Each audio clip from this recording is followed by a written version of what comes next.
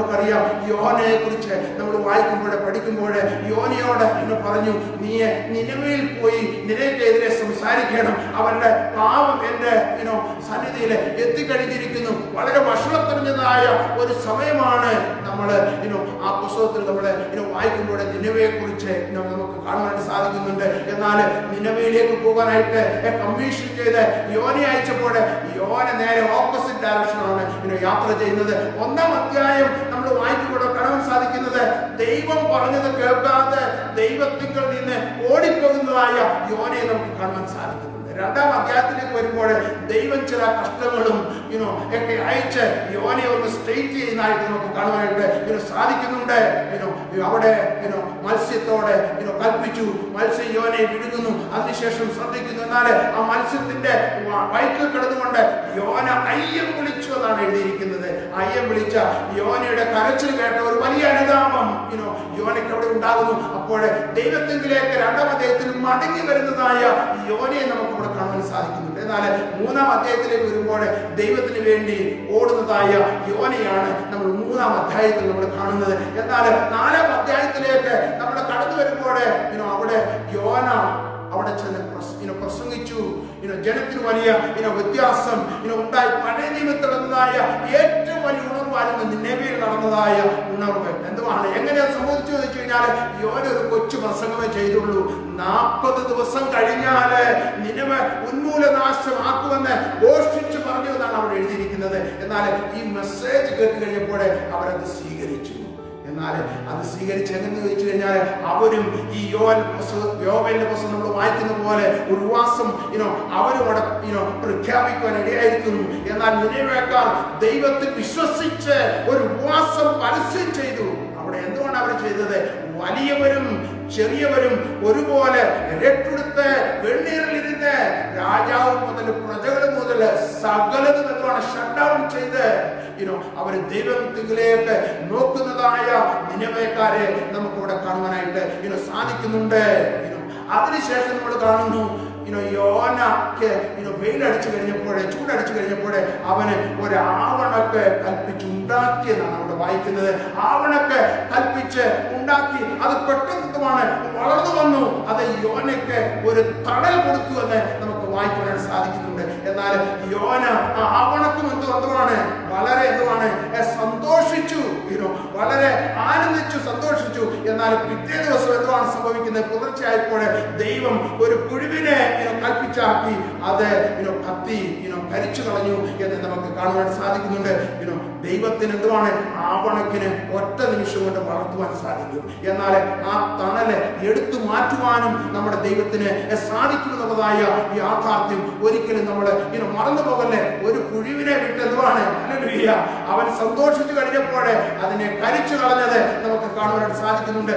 ഇവിടെ യോവേൽ പ്രവചനം നമ്മൾ വായിക്കുമ്പോൾ വെട്ടുക്കിളിയെ ഐക്യാണ്, വലിയ ഒരു സമൂഹം വെട്ടുക്കിളിയാണ് ഇവിടെ നാശത്തിന് വേണ്ടി യഹൂദയില് എത്തിയിരിക്കുന്നത്. അന്ന് ന്യൂസ് പേപ്പർ വല്ലതും ഉണ്ടായിരുന്നുവെങ്കിൽ ഇങ്ങനെ ഹെഡ്ലൈൻ വന്നതിന് ഇന്ന് നമ്മൾ എവിടെ നോക്കിയാലും കൊറോണ വൈറസിന്റെ കാര്യങ്ങളുള്ളൂ ഹെഡ്ലൈൻ നമ്മൾ വായിക്കുവാനുള്ളൂ. എവിടെ പോയി കഴിഞ്ഞാലും കൊറോണ വൈറസ്, ഇത് മാത്രമാണ് നമ്മുടെ ഹെഡ്ലൈൻസ്. എന്നാൽ അന്ന് യോവേലിന്റെ പുസ്തകം വായിക്കുമ്പോൾ വെട്ടുക്കിളി ബാധകൾ ഉണ്ടാകുന്നു. യഹൂദയിൽ വെട്ടുക്കിളി ബാധ ഇതായിരിക്കും അന്നത്തെ ഹെഡ്ലൈന്. ലോക്കസ്റ്റ് ഇൻവൈറ്റഡ് എന്നിട്ട് ഇങ്ങനെയായിരിക്കും sub heading nation faces severe economic crisis. അങ്ങനെ വലിയൊരു ക്രൈസിസിലേക്ക് എന്തുവാണ് ഈ ജനം കടന്നു വരുവാനായിട്ട് ഇടയായിരിക്കുന്നു. എന്നാൽ അവർ ഉപവാസം പ്രഖ്യാപിച്ച് ദൈവത്തോട് കരയുവാൻ തുടങ്ങിയപ്പോൾ അവര് മനസ്താപപ്പെട്ട് തകർന്ന് അവരെ കരഞ്ഞ് അവരുടെ പാപം ഏറ്റു പറഞ്ഞു കഴിഞ്ഞപ്പോൾ ഹല്ലേലൂയ പ്രതികരിച്ച ഒരു ദൈവത്തെ നമുക്ക് ഇവിടെ കാണുവാനായിട്ട് സാധിക്കുന്നുണ്ട്. ഞാൻ നിങ്ങളുടെ ഇടയിൽ അയച്ചിരിക്കുന്ന എന്റെ മഹാസൈന്യമായ വെട്ടുക്കിളിയും വീട്ടിലും തുള്ളലും പച്ചപ്പൊടിയും എല്ലാം എന്തുമാണ് നിങ്ങൾക്ക് പല സംവത്സരങ്ങളെ നഷ്ടപ്പെട്ടു. എന്നാൽ നിങ്ങൾക്ക് നഷ്ടപ്പെട്ടതിനെല്ലാം ഞാൻ തിരിച്ച് തരുവാൻ പോവുകയാണെന്ന് കർത്താവ് ഇവിടെ സംസാരിക്കുന്നത് നമുക്ക് കാണുവാൻ സാധിക്കുന്നുണ്ട്. 26 വാക്യം വായിക്കുമ്പോൾ നിങ്ങൾ വേണ്ടുവോളം തന്നെ തൃപ്തരായി നിങ്ങളോട് അത്ഭുതമായി പ്രവർത്തിച്ചിരിക്കുന്ന നിങ്ങളുടെ ദൈവമായ യഹോവയുടെ നാമത്തെ സ്തുതിക്കും. എന്റെ ജനം ഒരു നാളും ലജ്ജിച്ചു പോകുകയില്ല. ഇവിടെ പറയാണ് എന്റെ ജനം ഒരു നാളും ലജ്ജിച്ചു പോകുകയില്ല. ഇന്ന് കാലം നമുക്ക് പറയാം, നമ്മളെ ലജ്ജിപ്പിക്കാത്തതായ ഒരു കർത്താവുണ്ട്, ഞങ്ങൾ ലജ്ജിച്ചു പോകുകയില്ല എന്ന് നമുക്ക് പറയാം. 27-ാം വാക്യം, ഞാൻ ഇസ്രായേലിന്റെ നടുവിലുണ്ട്. നമ്മുടെ നടുവില് അല്ലെങ്കിൽ ഇടാവുന്നവനായ ഒരു കർത്താവ് നമുക്കുണ്ട്. ഇസ്രായേലിന്റെ നടുവിൽ, ഞാൻ നിങ്ങളുടെ നടുവിലുണ്ട് എന്ന് ദൈവം പറയാണ്. എന്നിട്ട് പറയാണ്, ഞാൻ നിങ്ങളുടെ ദൈവമായ യഹോവ, മറ്റൊരുത്തനുമില്ല എന്ന് നിങ്ങൾ അറിയും. എന്റെ ജനം ഒരു നാളും ലജ്ജിച്ച് പോകുകയില്ല. നമ്മള് ഉൽപ്പത്തി പുസ്തകം 49-ാം അധ്യായം അതിന്റെ 9-ാം വാക്യം നമ്മൾ വായിക്കുമ്പോൾ യഹൂദയെ കുറിച്ച് അവിടെ ഒരു കാര്യം നമുക്ക് വായിക്കാനായിട്ട് സാധിക്കുന്നുണ്ട്. ആ വാക്യം ഇങ്ങനെയാണ് എഴുതിയിരിക്കുന്നത്, യഹൂദ ഒരു ബാലസിംഹം, മകനെ നീ ഇരപിടിച്ച് കയറിയിരിക്കുന്നു, അവൻ കുതിഞ്ഞ് സിംഹം പോലെയും സിംഹി പോലെയും പതുങ്ങി കിടക്കുന്നു, ആര് അവനെ എഴുന്നേൽപ്പിക്കും? യാക്കോബ് തന്റെ മക്കളെ ഓരോരുത്തരെ വിളിച്ച് അനുഗ്രഹത്തിന്റെ വാക്കുകൾ പറഞ്ഞപ്പോൾ യഹൂദയെ കുറിച്ച് പറഞ്ഞതായ ഒരു ഭാഗമാണ് നമ്മൾ വായിച്ചു കേട്ടത്. യഹൂദ ഒരു ബാലസിംഹം, മകനെ നീ ഇരപിടിച്ച് കയറിയിരിക്കുന്നു, അവൻ കുനിഞ്ഞ് സിംഹം പോലെയും സിംഹി പോലെയും പതുങ്ങിക്കിടക്കുന്നു, ആര് അവനെ എഴുന്നേൽപ്പിക്കും? അപ്പോൾ ഇവിടെ യഹൂദയെ കുറിച്ച് പറയുന്നത്, നീ ഇരപിടിച്ച് നിനക്കിപ്പോൾ തൃപ്തിയായിരിക്കുകയാണ്, എന്നാൽ നീ പതുങ്ങി കിടക്കുകയാണ്, എന്നാൽ നീ ഒന്ന് എഴുന്നേൽക്കണം. ഈ ദിവസങ്ങളില് നമുക്ക് ഒന്ന് എഴുന്നേൽക്കേണ്ടതായ സമയമായി നമ്മളെല്ലാവരുമാണ് പതുങ്ങിക്കിടക്കുകയാണ്. കാര്യം നമുക്ക് പല തൃപ്തികളെ കർത്താവ് തന്നു, ഹല്ലേലൂയ. എന്നാൽ അതിൽ നമ്മളെ തൃപ്തരായിട്ട് നമ്മൾ പതുങ്ങിക്കിടക്കുന്നതായ ഒരു അനുഭവത്തില് ആയിരിക്കുന്നുവെങ്കിൽ ഈ ദിവസങ്ങളിൽ നമ്മൾ ഒന്ന് ഉണർന്ന് ഒന്ന് എഴുന്നേൽക്കണം. നമ്മൾ എഴുന്നേൽക്കേണ്ടതായ സമയമായി ഈ സംഭവങ്ങളെല്ലാം നമ്മളെ വിളിച്ചറിയിക്കുന്നത്, നമ്മളെ എഴുന്നേൽക്കേണ്ടതായ സമയമായി. ഞാൻ എന്റെ ചെറുപ്രായത്തില് ഓർക്കുന്നുണ്ട്, ഞങ്ങളുടെ വീട്ടില് പശു ഉണ്ടായിരുന്നു.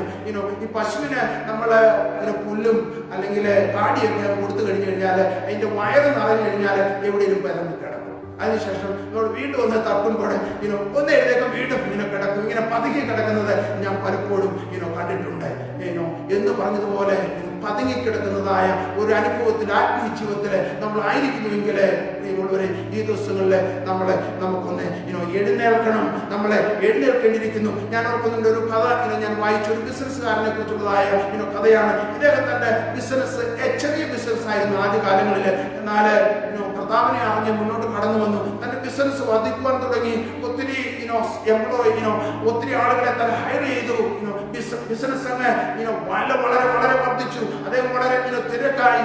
പള്ളിയിലെ ആരാധനയ്ക്ക് പോകാതെയായി, യാതൊരു കൂട്ടങ്ങളിലും കടന്നു പോകാതെയായി. വിനോദയാത്രകളിൽ അദ്ദേഹം വിനോദയാത്രകൾ തുടങ്ങുവാനായിട്ട് ഇടയായിത്തീർന്നു. കുടുംബത്തെ അധികം ശ്രദ്ധിക്കാതെ ആയി. പണം ഒത്തിരി വർദ്ധിച്ചു. എന്നാൽ ദൈവത്തിങ്കിൽ നിന്ന് ഈ സഹോദരനെ അകന്ന് മാറിയുണ്ടായി. എന്നാൽ ദൈവം തന്നെ സ്നേഹിക്കുന്നുകൊണ്ട് ഒരു ദിവസം തന്റെ വീട്ടിൽ സംഭവിച്ചതായ ഒരു വലിയ സംഭവത്തിന്റെ വെളിച്ചത്തില് താൻ ദൈവത്തോടെ അടുത്ത് കടന്നൊരു ഇടയായിരുന്നു. ആ സംഭവം എങ്ങനെ സംഭവിച്ചെന്ന് ചോദിച്ചു കഴിഞ്ഞാൽ, രാവിലെ ബ്രേക്ക്ഫാസ്റ്റ് കഴിച്ച് തന്റെ ഡൈനിങ് റൂമിൽ ആയിരിക്കുമ്പോൾ വലിയൊരു ശബ്ദം തന്റെ മകന്റെ റൂമിൽ എന്താണ് കേൾക്കാനിടയായിരിക്കും. പെട്ടെന്ന് ഓടി മകന്റെ റൂമിലേക്ക് ചെന്ന് കഴിഞ്ഞപ്പോൾ മകനെ ഒരു തോക്കെടുത്ത് അവന്റെ നെറ്റിക്ക് തന്നെ വെടിവെച്ച് അവനെ അവിടെ ആത്മഹത്യ ചെയ്ത് മരിച്ച് കിടക്കുന്നത് കാണാനിടയായി തീർന്നു.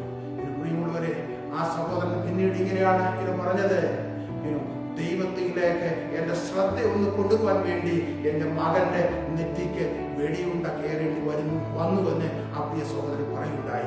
ദൈവം ഈ ദിവസങ്ങൾ എന്തുവാണ് നമ്മുടെ ശ്രദ്ധ അവനിലേക്കൊന്ന് കേന്ദ്രീകരിക്കുവാനായിട്ട്, അവനിലേക്കൊന്ന് മടങ്ങിപ്പോകാനായിട്ട് ഞാൻ വിശ്വസിക്കുന്നു. ദൈവം ചില മുഖാന്തരങ്ങളെ ഈ ദിവസങ്ങളിൽ അയക്കുകയാണ്. ഇവിടെ ദൈവത്തിന്റെ മക്കള് യോബിന്റെ പുസ്തകത്തിൽ സംഭവിച്ചതുപോലെ നമ്മൾ അനുദപിക്കുന്നുവെങ്കിൽ, നമ്മൾ ഉപവസിക്കുന്നുവെങ്കിൽ, നമ്മൾ പ്രാർത്ഥിക്കുന്നുവെങ്കിൽ, ഹല്ലേലൂയ, വലിയ വിടുതലുകള് ഈ ദിവസങ്ങളിൽ നമ്മളിലേക്ക്, നമ്മുടെ കുഞ്ഞുങ്ങളിലേക്ക് കർത്താവ് അയക്കും എന്നുള്ളതിന് യാതൊരു സംശയവും ഇല്ല. ഇവിടെ 66 സങ്കീർത്തനം 12-ാം വാക്യം ഇങ്ങനെ എഴുതിയിരിക്കുന്നത്, നീ മനുഷ്യരെ ഞങ്ങളുടെ തലമേൽ കയറി ഓടിക്കുമാറാക്കി, ഞങ്ങള് തീരും വെള്ളത്തിലും കൂടി കടക്കേണ്ടി വന്നു, എങ്കിലും നീ ഞങ്ങളെ സമൃദ്ധിയിലേക്ക് കൊണ്ട് വന്നിരിക്കുന്നു. നമ്മൾ ഹബക്കൂക്കിന്റെ പുസ്തകം വായിക്കുമ്പോൾ അവിടെയും ഇതുപോലെ വലിയ വലിയ ഒരാഹ്വാനം, വലിയൊരു വിളി എന്തുമാണ് അവിടെയും നമുക്ക് കാണുവാനായിട്ട് സാധിക്കുന്നുണ്ട്. ഹബക്കൂക്കിന്റെ പുസ്തകം 1-ാം അധ്യായത്തിൽ വായിക്കുമ്പോൾ അവിടെ കൽദരെ അയച്ച് ദൈവത്തിന്റെ മക്കളെ പീഡിപ്പിക്കുന്ന നമുക്ക് കാണുവാനായിട്ട് സാധിക്കുന്നുണ്ട്. അപ്പോൾ ഹബക്കൂക്ക് പ്രവാചകന് വലിയ ചോദ്യങ്ങള് അവിടെ 1-ാം അധ്യായത്തിൽ നമുക്ക് കാണാൻ സാധിക്കുന്നുണ്ട്. നീ നീതിമാനായ ദൈവമാണ്, നീ അനീതി ഇഷ്ടപ്പെടുന്ന ദൈവമല്ല, എന്നാൽ എന്തുകൊണ്ട് ഈ ജാതികളെ അയച്ച് ഞങ്ങളെ പീഡിപ്പിക്കുന്നു ദൈവമേ എന്ന് ചോദിക്കുന്നതായ ഹബക്കൂക്കിനെ നമുക്ക് അവിടെ കാണുവാനായിട്ട് സാധിക്കുന്നുണ്ട്. എന്നാൽ ദൈവത്തിന് ഒരു വലിയ പദ്ധതി അതിൽ കൂടെ ഉണ്ടായിരുന്നു. എന്നാൽ ആദ്യത്തെ ചോദ്യത്തിന് ദൈവം മറുപടി കൊടുത്തെങ്കിൽ തന്നെയും രണ്ടാമത്തെ ചോദ്യത്തിന് ദൈവമേ മറുപടി കൊടുത്തില്ല. എന്നാൽ രണ്ടാമത്തെ അധ്യായത്തിലേക്ക് കടന്നു വരുമ്പോൾ അവിടെ ഹബക്കൂക്ക് ചെയ്തത് എന്തെന്ന് ചോദിച്ചു കഴിഞ്ഞാല് കൊത്തളത്തിൽ പോയി കാവൽ കാത്തിരിക്കുകയാണ് പ്രവാചകന്. ദൈവം തന്നോട് എന്ത് പറയുമെന്ന് ചോദിച്ചുകൊണ്ട് അപ്പോൾ ദൈവം അവനോട് സംസാരിക്കുന്നു. നീ ഒരു പലക എടുത്ത് അതിന്മേൽ വളരെ ക്ലിയർ ആയിട്ട് ഈ ദർശനം എഴുതുക എന്ന് പറയുന്നു. സമയം പോയാലും ഞാനത് നിവർത്തിക്കുമെന്ന് ദൈവത്തിന്റെ അരുളപ്പാട് അവിടെ അല്ലെങ്കിൽ ഹബക്കൂക്കിന് ലഭിക്കുന്ന നമുക്ക് കാണുവാനായിട്ട് സാധിക്കുന്നുണ്ട്. എന്നാൽ ഈ ദർശനം ലഭിച്ചു കഴിഞ്ഞപ്പോൾ ഹബക്കൂക്ക് ആകപ്പാട് വ്യത്യാസപ്പെട്ടു. എന്നാൽ ഈ ദർശനം കിട്ടിക്കഴിഞ്ഞപ്പോൾ 2-ാം അധ്യായത്തില് ഇപ്പോഴേ ഹബക്കൂക്കിന് പറയാനുള്ളത് എന്റെ നീതിമാൻ വിശ്വാസത്താൽ ജീവിക്കും. ഹല്ലേലൂയ. അതിനുശേഷം 3-ാം അധ്യായത്തിലേക്ക് കടന്നു വരുമ്പോൾ ഹബക്കൂക്ക് പറയുന്നുണ്ട് തന്റെ വിശ്വാസം വർദ്ധിച്ചു. ഈ പ്രശ്നങ്ങളുടെ മധ്യത്തില് താൻ പറഞ്ഞതാണ് അത്തുവൃക്ഷം തളിർക്കുകയില്ല, മുന്തിരിവള്ളി എന്തുവാണ് അനുഭവം തരികയില്ല, ഒലിവ് മരത്തിന്റെ പ്രയത്നം എന്തുവാണ് നിഷ്ഫലമായി പോകും, നിലങ്ങൾ ആഹാരം വിളയിക്കയില്ല എന്നാണ് എഴുതിയിരിക്കുന്നത്. ആട്ടിൻകൂട്ടം തൊഴുത്തിൽ നിന്ന് നശിച്ചു പോകും, ഗോശാലയിലെ കന്നുകാലി ഉണ്ടായിരിക്കയില്ല, എങ്കിലും ഞാൻ യഹോവയിൽ ആനന്ദിക്കും, എന്റെ രക്ഷയുടെ ദൈവത്തിൽ ഘോഷിച്ച് ഉല്ലസിക്കും, യഹോവയായ കർത്താവ് എന്റെ ബലം.